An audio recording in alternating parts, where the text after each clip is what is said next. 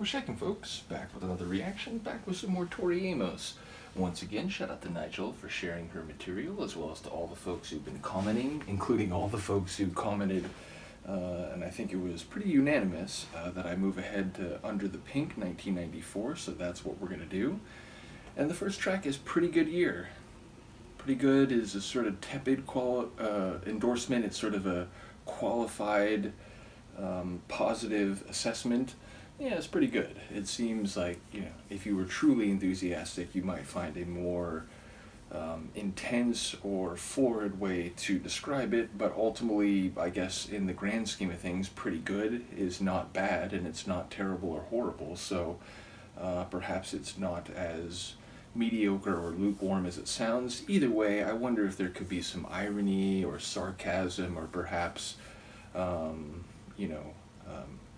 darker underbelly of the phrase. Either way, let's find out. This is Tori Amos, the first tune on her Under the Pink album, 1994, and it's called Pretty Good Year.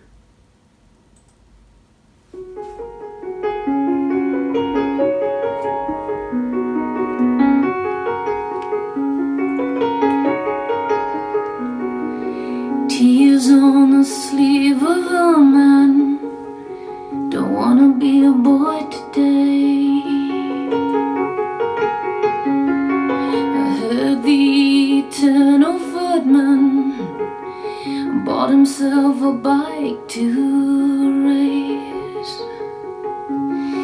And Greggy writes letters and burns his CDs.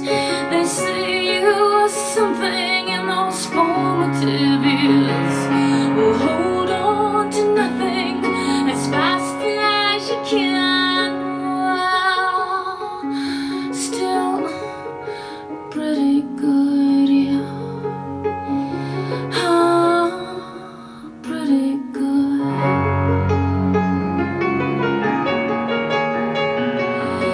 Maybe a bright Sunday beach is gonna bring you back, back.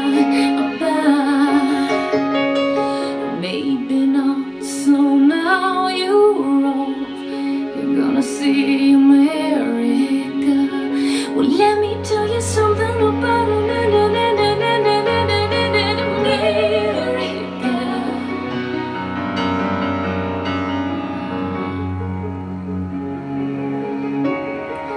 Pretty good, yeah.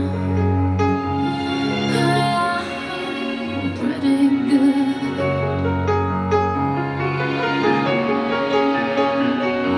Some things are melting now.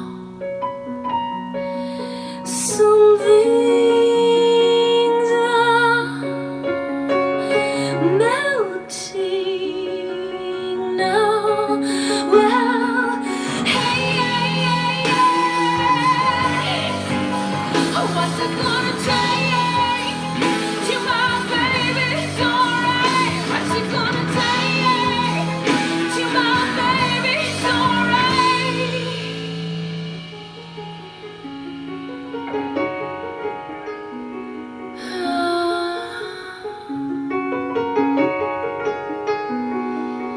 Greggy writes letters with his birthday pen. Sometimes he's aware that they're drawing him in. Lucy was pretty, your best friend agreed. Well, still pretty good, yeah.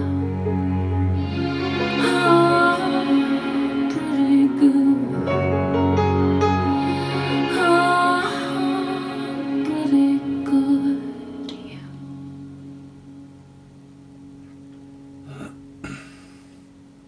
Another remarkable song and performance, accentuated by the most powerful and in some ways unexpected explosion, sonically and vocally.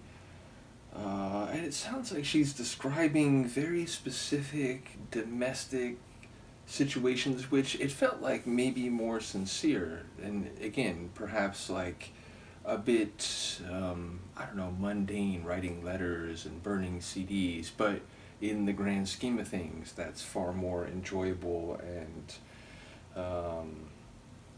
positive than many other experiences and situations or conditions that people find themselves in. So it felt like it was more genuinely nostalgic and fond in terms of the idea of a pretty good year. But that being said, again, I didn't catch everything, so I wouldn't be surprised if there's some layers that I'm missing here lyrically. But again, like, aside from that massive, grand explosion of sound and power, we get more piano poetry, more of the soft, like, delicate, intimate, like, breathy sort of singing. Yeah, basically some of the features that I've come to know from her music, but still, you know, without a roadmap for any given song. It just feels like each one. I've said this about a couple different deep dives, but it does feel like her songs are they're each sort of separate, you know, paintings, or they're these separate, what's the right word? There's like a word that's like a tableau, I guess, is the closest thing I can think of in the moment. But just, you know, their scene is set sort of sonically and thematically, even if I'm not always sure exactly what the themes are. So, yeah, just a remarkable experience, and another one where the range of her singing is clear just over a single track. So, very much enjoy that. In any case, shout out once again to Nigel.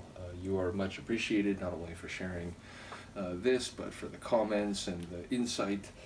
Shout out once again to all the folks who've become part of this Tori deep dive. There you go, Luca. You can climb right into the chair. I think she's good. And yeah, oh wait, no, she's gonna leave. Nevertheless, let me know what you think, and I'll see you next time. No, she's gonna sit on the floor, of course.